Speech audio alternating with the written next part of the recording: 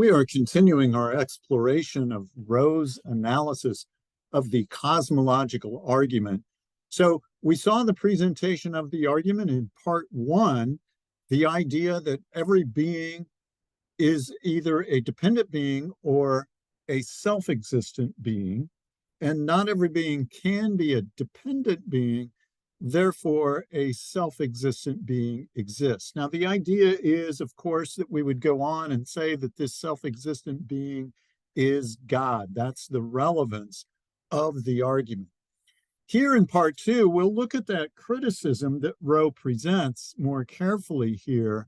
And the idea is he's going to present some criticisms, respond to some of them where he thinks those aren't good criticisms, and then provide his own criticism and why he rejects the argument ultimately. So one criticism is the idea that the collection of dependent beings is mistaken for a being itself in the presentation of the argument. So this is a fallacy. The idea here would be that the person presenting the argument assumes that the universe is a collection of dependent beings. So therefore, the universe is a being itself that is also a dependent being. But the argument doesn't seem to invoke this reasoning at all. Instead, it's much more direct. Rowe says there's merely an appeal for the need of an explanation of the existence of the universe. That's what it's doing. And we're on to this question, why is there something rather than nothing? That's the question that drives the cosmological argument. And so there's no mistake of thinking that the universe itself is a being. That isn't assumed in the presentation of the argument. And the second version of our principle of sufficient reason, PSRB, that we presented in the first part of the video, says that you need an account, an explanation of every positive fact. And so we need an explanation for why the universe exists. So this criticism fails.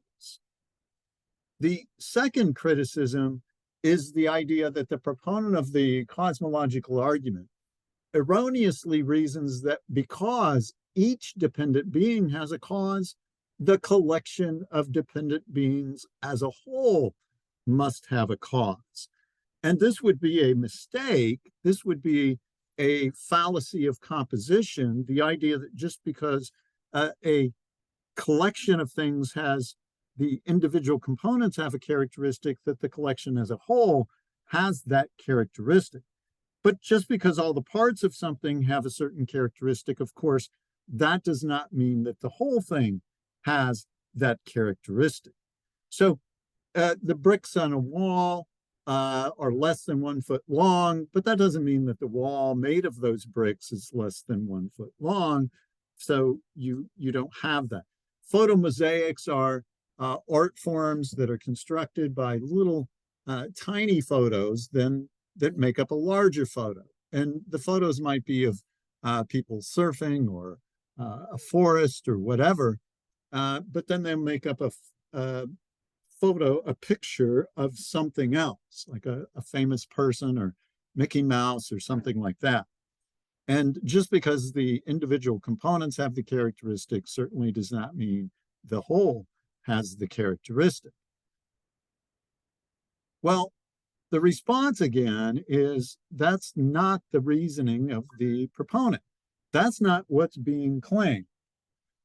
Instead, there's a direct appeal to the principle of sufficient reason, part B, that there must be an explanation for every positive fact. It doesn't have to claim that just because the parts of the universe has a characteristic, the universe as a whole has that characteristic. So, second criticism also fails. What about the third criticism? The third criticism is that the proponent of the argument is blind to the explanation that is already there. So this is a little different. Here, the idea is, look, there's already an explanation when you consider the individual beings. So if every being in a collection has an explanation, then the collection as a whole has an explanation. So if you have an explanation for why every individual book is on the shelf, well, then you've got the explanation for why those books, the shelf is full of books, right? If you have an explanation for the individual flowers in a prairie, then you have the explanation of all the prairie that's full of flowers. Why the prairie is full of flowers, you have it in the individual components.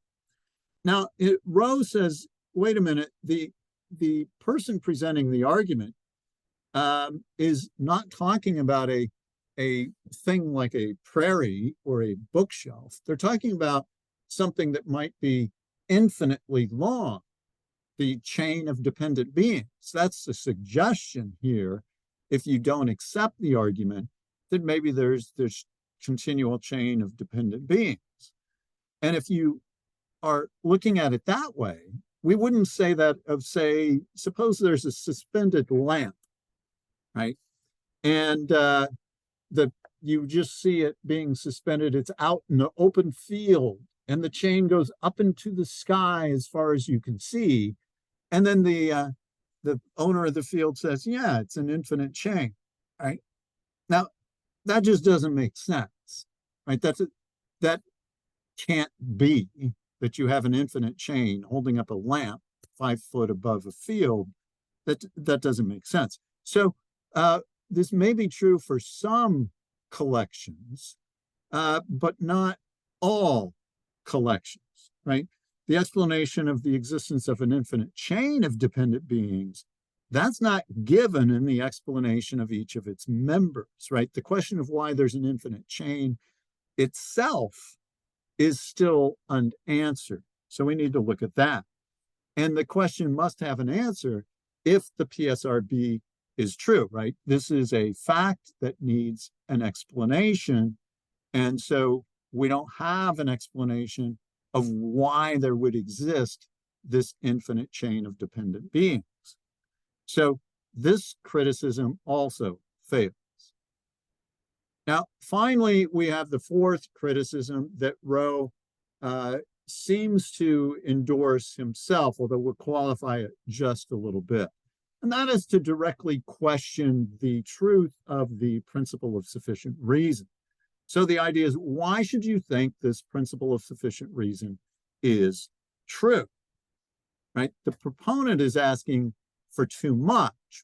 Why would you think that everything must have an explanation, all beings, if we're talking about part A, or every positive fact has to have an explanation if we're talking about part B, right? So what's wrong with brute facts about the universe? There seem to be some brute facts about the universe.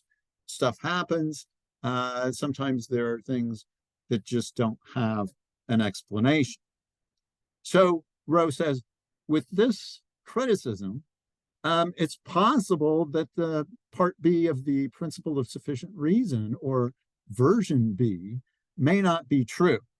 And of course, if it's not true, then the argument lacks its support for the second premise, and we don't have a reason to accept the argument. Now, just a little bit more consideration here on the nature of explanation. The PSR uses this term, and we haven't really clarified what it means. So what does explanation mean in the context of the principle of sufficient reason? Now, certainly in the discussion, it's clear that an immediate cause might be part of an explanation, but especially with PSRB, an explanation seems to need to include more than that. So this is, well, PSRB does seem to have some merit to it. So notice explanations and what account is an adequate explanation varies according to whom the explanation is given sometimes. So that the context sometimes determines whether or not you've given an adequate explanation for something. So suppose there is a used oil filter on the kitchen table. And so someone in the household asks, why is there a used oil filter on the kitchen table? And the explanation is, I put it there. Now, that's not a really good explanation. It is an account of the positive, reason why it's there. It explains how it got there. The person put it there. But, why did they put it there? So there's a why question that follows. And then if the person says, because I had to put it down somewhere, we still don't quite have the correct explanation, right? In that case, you want an account. Why there? Why not in the garage? Or why not in the trash? Or why not in the recycling area to take to the proper place to dispose of oil filters, something like that. And why that? And there probably is an explanation for that, presumably, right? We'll give the person credit. Now, why would you believe the second version, PSRB? Here's one possible defense that Rowe considers. It's known intuitively. We reflect on it, seems to be true, and so we accept it. Now, he says it's doubted by many people. Now, he doesn't give specific examples or individuals who doubt it. He just says it's odd, and certainly we ought to give him credit for that. It does seem odd to say it's just known intuitively, and that's why you should accept it. Yeah, well, we'll explore that. Second of all, here's an explanation of why we might think it's true, especially part B or version B. It's a presupposition of reasoning, right? It's an assumption of rational people. When we explore why things are the way they are in the world, we are kind of assuming something like the PSRB. Whether it's explicitly accepted or not, that's not the issue. The concern is whether it's a presupposition, whether it's assumed or not. Now, that doesn't show us that it's true. It doesn't assure us that it's true, but maybe that's the case. And that's the place that Rowe leaves it at, right? Maybe it's a presupposition of reasoning, but even if it is, he says, then that doesn't guarantee that it's true. Okay, so we still don't have reason to accept it. And without it, we don't have reason to accept the second premise. And so the argument ultimately fails, according to Rowe. And I'm just quoting him here. Although the cosmological argument might be a sound argument, it does not provide us with good rational grounds for believing that among these beings that exist, there is one whose existence is accounted for by its own nature. In other words, a self-existent being. And the concern here is God, of course. That would be God. And Rowe concludes, well, even though we might presuppose or assume the truth of the principle of sufficient reason B, that doesn't guarantee that it's true. And without that truth of that, you don't have support for the second premise. Now, just one observation. Elsewhere in his writings, in particular when he writes about the problem of evil, Rowe does seem to assume that the principle of sufficient reason is true. And if that's the case, it seems that his own criticism, while it might be a valid or a reasonable, I should say, criticism in some sense, if he thinks the principle of sufficient reason, version B, is true, then that does provide the support for the second premise, and he's already agreed to that. And so he's already accepted the first premise, and that means he ought to accept the conclusion. And it's possible that he, in fact, eventually did accept the conclusion toward the end of his life.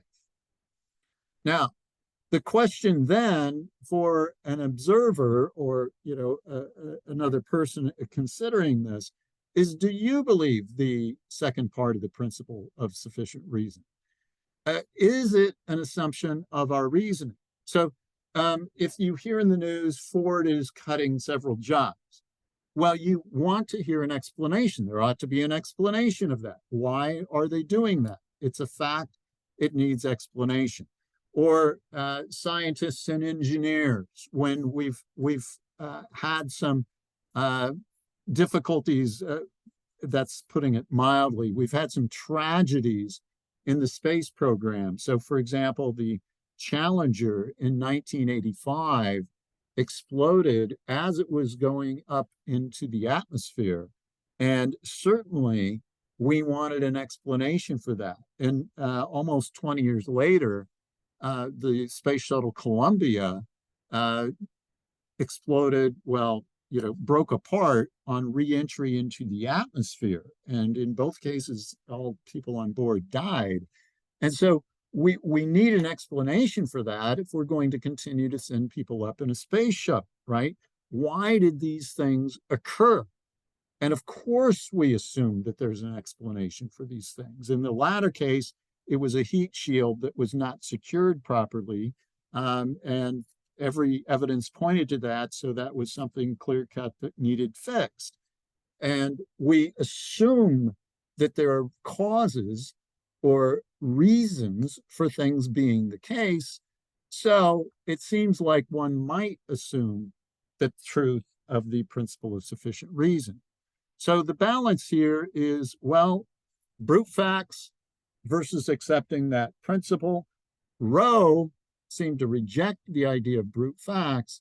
He seemed to accept the principle, which to me committed him to accepting the argument, even though he said, well, we don't know that it's true. Well, if you believe that this is true, you ought to believe the second premise, you ought to believe the first premise, and that drives you to the conclusion. So while there may be other criticisms, it seems to me that Rowe's criticism is not that undercutting of the argument as a whole. And so there might be other reasons to reject the argument, but maybe not Rowe himself.